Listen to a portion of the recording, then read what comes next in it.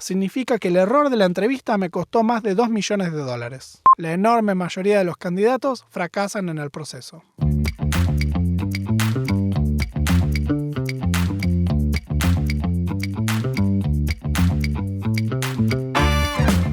Bienvenidos a Tecnología Informal, un espacio para hablar de carrera, de inversión, de producto, de cultura y de todo lo relacionado con startups. Yo soy Gabriel Ben-Mergui y soy un programador con más de una década de experiencia viviendo y trabajando en California, Estados Unidos.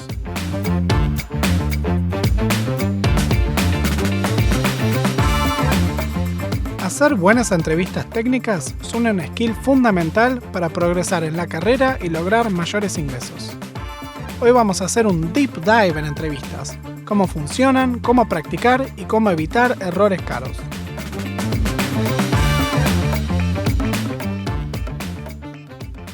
Los procesos de entrevistas están rotos. Es algo que se dice con frecuencia en el mercado cuando se habla de las malas experiencias de evaluación, la necesidad de prepararse y el tiempo que toma resolver los desafíos de las empresas. Esta experiencia ardua y a veces negativa es una gran barrera para los desarrolladores para pasar de una empresa a otra y, en contra de sus propios intereses, terminan favoreciendo procesos de entrevistas más fáciles usando referidos y contactos personales para tomar decisiones de carrera. Hoy vengo a proponer algo distinto, que uno tiene que hacer muchas entrevistas, volverse bueno en hacerlas y enfrentarse cara a cara con el rechazo. Es más, se tiene que buscar ser rechazado. Ahí es donde uno encuentra los límites de su propio conocimiento, habilidad, comunicación y entendimiento del mercado. Cuando uno descarta empresas para ahorrarse el trabajo de prepararse para las entrevistas, comete un error estratégico grave que tiene un impacto grande en la carrera. Las empresas que saltean procesos de entrevistas son las que no se pueden dar el lujo de elegir a los empleados y tienen que bajar la calidad de su staff para poder conseguir suficientes posiciones. Esto no solo afecta al salario, sino también a los contactos que se generan en los compañeros de trabajo, los productos en los que vas a trabajar y tu carrera en general.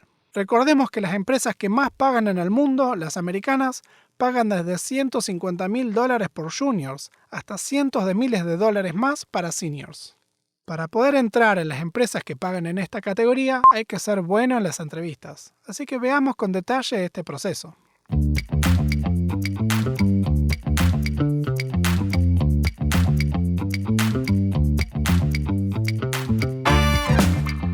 El proceso de entrevista técnico tiene entre 3 y 5 entrevistas técnicas y tienen desafíos para escribir código en vivo, ejercicios de diseño de sistema y ejercicios específicos para el rol al que uno aplica, que puede ser backend, frontend, data o alguna otra disciplina. Cada entrevista toma entre 45 y 60 minutos, por lo que el compromiso de tiempo es de entre 5 y 8 horas por empresa. Además, entre ponerlas en un calendario, cancelaciones, imprevistos, los procesos toman realmente entre 2 y 6 semanas para completarse. Al final de este proceso de entrevista, todos los entrevistadores dan una opinión de hire o no hire y se toma una decisión. En general, 2 no hire alcanzan para rechazar un candidato, y una sola opinión negativa fuerte puede alcanzar para ser rechazado, si es una entrevista clave o viene del hiring manager.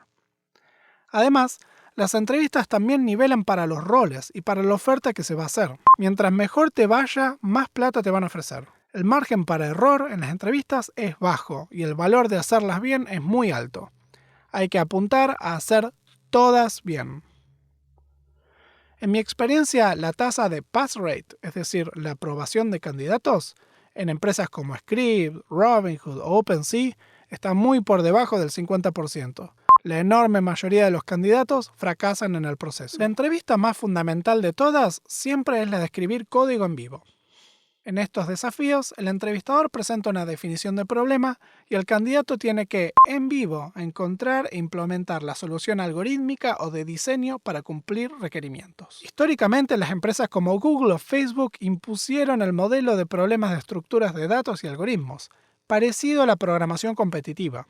Estos problemas están optimizados para elegir a gente con educación universitaria reciente, ya que son muy parecidos a lo que uno ve en las primeras materias de algoritmos en la universidad, pero que no son muy aplicables al día a día de la mayoría de los programadores.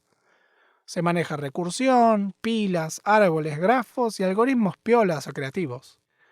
Los argentinos le tienen pánico a esta entrevista porque la mayoría, yo incluido, no tenemos mucha educación formal y no lo podés aprender en el trabajo. Esto se aprende leyendo libros y estudiando, lo que es mucha fricción para programadores. Si no aprendes a hacer estos problemas, desde el vamos nunca vas a poder pasar entrevistas FANG, Facebook, Google, Amazon. Tampoco en casi cualquier empresa top tier que esté en la etapa Serie C en adelante. Es decir, empresas que tienen el lujo de elegir a los empleados. Para pasar esta entrevista hay dos caminos. Una es la Biblia de Interviewing, Cracking the Coding Interview. Este libro fue escrito por una ingeniera que pasó por Google y es una guía definitiva a la teoría y práctica de los conceptos y problemas variados de ciencias de la computación. Viene con decenas de problemas que, si uno resuelve, está prácticamente listo. Con aproximadamente 40 horas de práctica uno puede terminar el proceso de entrenamiento. Para profundizar en el skill acá, la segunda opción es ir directamente a plataformas de prueba como LeetCode, HackerRank o CoderByte. Acá uno tiene que usar la plataforma para escribir el código que luego corre y es verificado con test cases en el backend. Resolver problemas acá te da la experiencia muscular y la variedad de problemas para incrementar tus chances enormemente. Es más, es probable que los problemas que te toquen en las entrevistas ya estén en estas plataformas y uno simplemente tenga que reimplementarlas. Estos problemas son muy mecánicos y poco realistas, por lo que cada vez que uno entrevista tiene que practicar otra vez y refrescar la memoria muscular y cognitiva.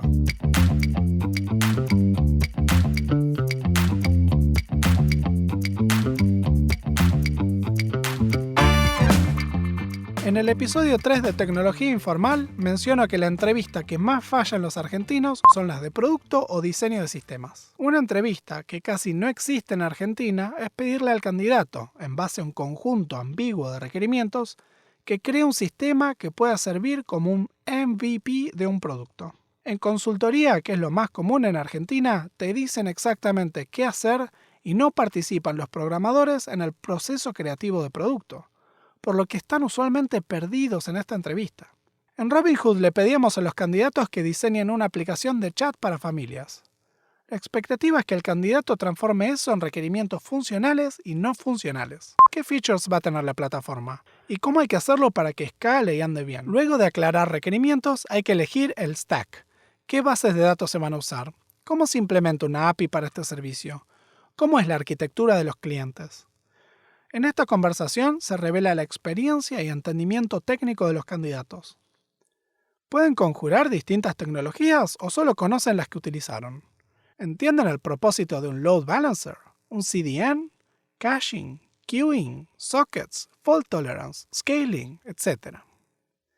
Además, otra razón por la que los programadores argentinos patinan acá es que se evalúa la comunicación. No solo hay que saber y entender técnicamente, sino hay que poder comunicarse y hacerlo con claridad. Esta entrevista es clave para llegar a ser senior en una empresa de categoría. Y sin pasarla, se disipan para siempre los puestos de staff engineer. Para pasar esta entrevista hay varios caminos. El más corto es estudiar. Hay libros y páginas educativas donde uno puede leer arquitectura de sistemas. A mí me gusta Grokking the System Design Interview, un curso de Educative.io, que tiene recursos para estudiar distintas partes de los sistemas y respuestas detalladas a preguntas clásicas como ¿cómo se diseña Uber? O ¿cómo se diseña Twitter? La parte comunicacional es más difícil. Hay que tener un cierto nivel de inglés, pero también práctica y comodidad para comunicarse. En este aspecto, hay que aprovechar muchas oportunidades en los trabajos actuales para comunicar ideas, escribir documentos y generar este tipo de contenido activamente. En el episodio 16, Comunicarse en inglés, hay más tips. El error fatal de comunicación en estas entrevistas es no entender bien los requerimientos o no entender las preguntas del entrevistador sobre desafíos técnicos o funcionales de tu diseño. Si uno responde a una pregunta que no le hicieron, la entrevista se vuelve un no inmediatamente. Un truquito para evitar esto sería siempre repetir la pregunta con el entrevistador y confirmar que lo que estás haciendo es lo que quiere que hagas. En esta entrevista, yo frecuentemente le pregunto al entrevistador, ¿Is this what you were looking for? Un cambio fuerte en la industria en los últimos años fue reemplazar los problemas de coding estilo LeetCode por problemas más realistas de la industria y orientados al rol. Puede ser escribir una API para un backend o una página para un frontend engineer. Estos problemas son mucho más efectivos para evaluar la experiencia práctica de los candidatos, donde además de necesitar menos preparación, escriben código más realista que expone entendimientos de patrones y estilo de código. Estas entrevistas son mucho más fáciles y además son trucables. Se puede practicar para esas. Casi todas las empresas de categoría que usan estos problemas tienen un set de problemas chico y terminan siendo compartidos en plataformas como Glassdoor. Así, uno puede llegar a saber específicamente el problema de la entrevista y practicar acorde. Una empresa en la que entrevisté para un rol de frontend tenía solo un problema de frontend: hacer un Tetris. En casa hice el Tetris unas 20 veces, con un reloj al lado. Llegué a implementar un Tetris entero con rotación de piezas y desaparición de líneas en 25 minutos. Bueno, entero no, sin música. A pesar de que esta entrevista es más fácil de trucar con preparación, muchos candidatos deciden no poner el esfuerzo cuando entrevistan en varias empresas a la vez, bajando sus chances de éxito. Hay que ser implacable y ponerle la garra a cada entrevista como si se jugase tu vida, porque es justamente lo que te está jugando. Todavía me da bronca cuando fracasé la entrevista en Brex.com en el 2018. Me pidieron hacer una UI que hice en 2/3 del tiempo de entrevista, pero tomé un atajo. En lugar de hacer CSS casero, usé una librería como Bootstrap, que estaba permitido en el proceso. Todavía no sé si me rebotaron por ese atajo, pero podría haber demostrado más capacidad escribiendo más CSS a mano y mejorar mis chances. El paquete accionario de Brex de esa época se multiplicó por 5. Si me hubiesen ofrecido $500.000 de acciones en ese momento, significa que el error de la entrevista me costó más de $2 millones. Para pasar estas entrevistas, en general hay que llegar lejos en el desafío técnico. Hay un punto que se considera necesario para probarla. Para esto hay que escribir código rápido y que funcione.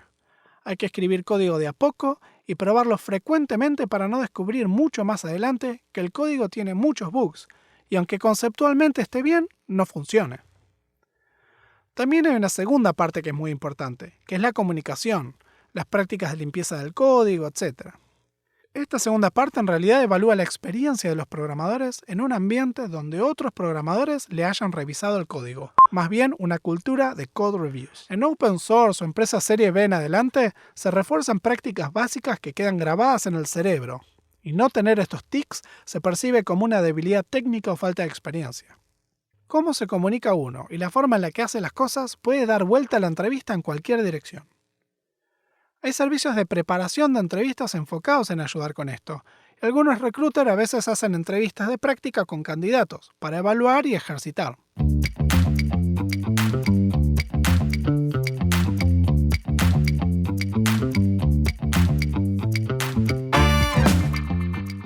Una tendencia que se estaba muriendo pre-pandemia pero se popularizó luego son los take-homes. Son tareas o ejercicios que requieren escribir bastante código para cumplir un set de requerimientos.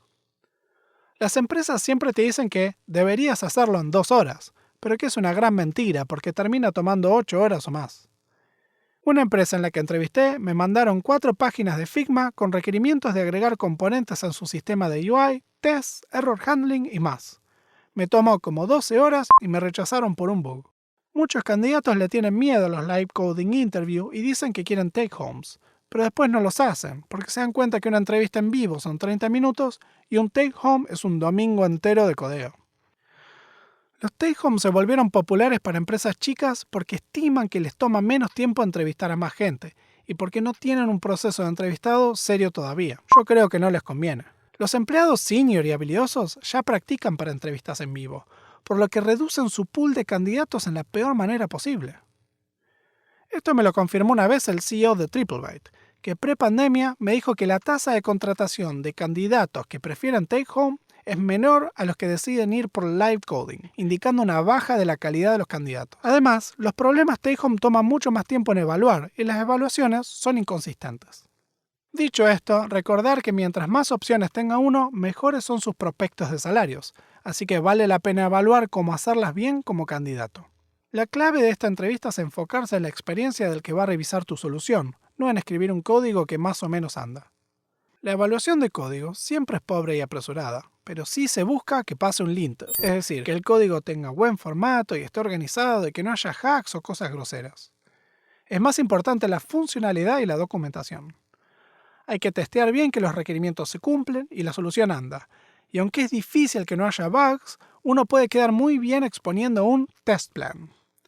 En la entrega del take home, digan exactamente qué tiene que hacer el entrevistador para ver que tu solución funciona. Qué tiene que instalar, cómo tiene que correr y qué tiene que pasar. Si uno presenta un código sin esta guía, el entrevistador lo tiene que descifrar con más trabajo, y es posible que entre en un camino donde tu programa no anda, o tiene un bug, o algún requerimiento extra. Si pasa eso, se acabó la evaluación y te van a rechazar. La segunda parte es la documentación. Ellos buscan que puedas documentar y explicar decisiones técnicas o estratégicas de tu sistema. La documentación tiene que tener un buen formato, pero que no sea larga y que no sea un bloque de texto. Parece tonto, pero ponele emojis, color, títulos para armar una jerarquía y que luzca pulido. Para realmente resaltar sobre otros candidatos, la clave es proveer una idea nueva o original. Puede ser una solución alternativa y poco intuitiva, una presentación única o un feature extra que no fue pedido. A mí una vez me habían pedido que haga una solución con Redux, y yo dije que no. Lo hice de otra manera, con una interfaz similar y una buena argumentación de por qué. Un último tip acá es aclarar las expectativas con el entrevistador. A veces te tiran una definición del problema, pero uno no sabe si quiere ver un skill específico o si evalúan de una manera particular. Pregunten explícitamente si esperan un programa muy polido, si quieren error handling, si quieren una demo en video o imágenes. Es una lástima hacer una solución que fracasa porque el entrevistador no aclaró qué es lo que evalúa.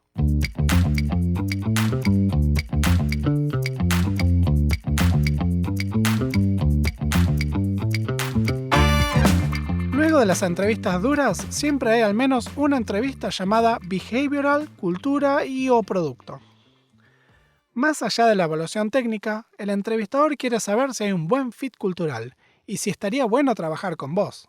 Aunque esta entrevista es blanda y muy subjetiva, hay varios obstáculos que afectan desproporcionadamente a los candidatos argentinos. El primer filtro es el de clase. El entrevistador siempre tiene una pregunta implícita en su cabeza. ¿Es el candidato uno de los míos? Los programadores que no trabajaron en startups o no trabajaron íntimamente con americanos exponen la diferencia de clase al toque. Dicen que no se graduaron de la universidad, que no entienden cómo funciona la inmigración o el estilo de vida americano, que la calidad de vida donde están ellos es baja, tienen un Android en vez de un iPhone, que eligen siempre productos gratuitos. El más típico y más dañino es decir, las empresas americanas contratan a argentinos para ahorrarse costos. El desafío principal para pasar el filtro de clase es sacar la imagen del trabajador precarizado de un país pobre. Constantemente, argentinos hacen entrevistas en cuartos cerrados y desorganizados, con cables de paredes expuestos, con la ropa rota. Vos querés que te perciban como un compañero más, aunque seas un poco distinto en lenguaje y experiencia de vida. Este filtro es un inmencionable porque se puede percibir como discriminación para los entrevistadores americanos, pero es el más común. Por favor, cuídense de cómo se presentan en cámara y cuídense de lo que dicen. El segundo filtro es que la entrevista de producto o cultura es bidireccional. Es la entrevista donde el candidato tiene más oportunidad y espacio para entrevistar a la empresa. ¿Cómo le va el producto? ¿Cuántos usuarios tiene? ¿Cuánta plata hace? ¿Cuánta plata tiene la empresa en el banco? ¿Cómo se compara con los competidores? La razón por la que los argentinos fallan en este filtro es porque no tienen experiencia en startups, y a pesar de tener 10 o 15 años en la industria, no han desarrollado el know-how y los músculos para elegir empresas. En una empresa grande como Mercado Libre o Rappi, los programadores entran de asientos. Es un proceso muy anónimo, y la mayoría de los programadores eligen casi exclusivamente por salario. El mercado de talento argentino castiga las ofertas de acciones y, en consecuencia, el éxito de la empresa está muy poco ligado a la compensación. Al programador argentino le preocupa más que suba su salario y tenga trabajo el mes que viene que el éxito de la empresa dentro de una década, y por lo tanto no ejercitan el músculo de elegir empresas. Rappi o Pedido Ya, Brubank o Ualá, Globant o IBM. Es todo más o menos lo mismo, depende de cuánto te paguen por mes. Desde el punto de vista americano, una persona que no entiende nada de inversión o de startups o de todo lo demás es percibido como un mercenario o hasta un analfabeto de la industria. Además, con esa insensibilidad, los candidatos frecuentemente no saben lo que hace la empresa ni le importa, mostrando una falta de interés y fit que te puede tirar abajo. ¿Quiénes son los competidores de la empresa? ¿Cuál es el producto competidor? ¿Cuál es el área más delicada e importante del negocio? Son todas preguntas que tenés que poder responder. Todo esto de las entrevistas requiere bastante esfuerzo y compromiso. Hay que trabajar fuera del horario laboral, estudiar, practicar, enfrentarse a decenas de horas de conversación y también fracaso. Por eso es tan común que programadores cambien de trabajo de la mano de un conocido, que les adelanta una oportunidad con menos entrevistas, donde se saltean pasos. Además, con la demanda de talento argentino en picos históricos, muchas empresas han reducido la dificultad y longitud de las entrevistas como mecanismo para conseguir más talento, y muchos ingenieros terminan favoreciendo esos procesos. Que un programador elija un trabajo sobre otro por la longitud o la dificultad del proceso de entrevistas es una tragedia. Poniéndolo en perspectiva, cada año trabajado a 40 horas por semana y, digamos, 48 semanas anuales, nos da 1.920 horas de trabajo anual. Si un proceso de entrevista te toma 8 horas, ahorrarse eso es menos del 0.5% de tu trabajo anual. Si uno acepta un trabajo que paga 10, 20 o 30% menos para ahorrarse ese 0.5% de esfuerzo, terminaron perdiendo mucho más. Son meses de trabajo perdidos por año. Me ha pasado frecuentemente con candidatos de Silver.dev que aceptaron trabajos en una empresa sin haber terminado los procesos de entrevistas en otras, porque no quieren perder el tiempo. Pero el tiempo lo pierde el que no maximiza el valor de su trabajo y la evaluación de largo plazo de su carrera. Otra razón por la que los desarrolladores no se entrevistan es por el miedo. Tienen miedo a lo desconocido. Tienen muy pocas entrevistas en su historial y no saben cómo funcionan. O miedo a dañar su propia autoestima. Tienen miedo de sentirse mal por los rechazos. Fear is the mind killer. La receta para este problema es más motivacional. La mejor manera de lidiar con este miedo es ir corriendo directo a la fuente. Es más, usar ese miedo como un barómetro, como información que te está diciendo que hay algo importante para descubrir o superar. Fundamentalmente, para elegir bien hay que tener opciones claras y definidas, y hay que separar la generación de opciones de la selección final. Primero generar todas las opciones posibles, aún en empresas que uno desfavorezca, y luego, cuando estén en mano las ofertas, empezar el proceso de selección. Si uno avanza en su carrera más metódicamente, cada vez que cambia de trabajo va a entrevistarse en al menos 4 o 5 empresas por salto, lo que hace que en una década uno tenga decenas de entrevistas de experiencia. Cuando uno se vuelve bueno en las entrevistas, con la práctica y con la experiencia real, no solo las chances de recibir ofertas suben, sino que el proceso se vuelve divertido. Se llega al nirvana de las entrevistas. A mí ya me divierte ser entrevistado. Y la razón es que la parte técnica y dura es trivial de pasar. Lo que más importa es ver el fit cultural. ¿Qué te gustaría hacer? ¿Cómo serían tus compañeros de trabajo? Y la verdad, tratar al proceso de entrevista casi como un chiste. Mi tasa de aprobación de entrevistas es de 3 rechazos en mis últimas 15. Como mencioné, Brex una de las más dolidas. Aunque luego entrevisté otra vez, me hicieron una oferta y lo rechacé yo. Tomá, Brex. Una de mis entrevistas más memorables fue cuando me pidieron hacer un sudoku en vivo. Y en lugar de hacerlo con React, como pedía mi entrevistador, utilicé las herramientas de bajo nivel para hacerlo todo en HTML crudo y ver cómo se rompía todo y nos reíamos con el entrevistador. El punto se vuelve más que conseguir un sí técnico, sino conseguir un sí, qué divertido trabajar con esta persona. Vos querés que los entrevistadores luchen por vos en el proceso de comité, que vuelvan y te tiren cada vez más plata para que trabajes con ellos.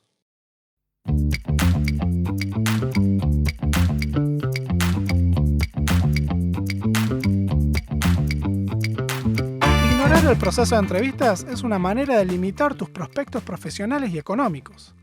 El esfuerzo necesario para volverse bueno es una gota en el océano de trabajo de una carrera. Te estás jugando tu vida laboral, tomátelo en serio. Si les gustó el podcast de hoy, se vienen muchos más. Suscríbete al podcast en Spotify o seguime en Twitter en ConanBat, con doble T, para estar al tanto de todo el contenido. Hasta la próxima.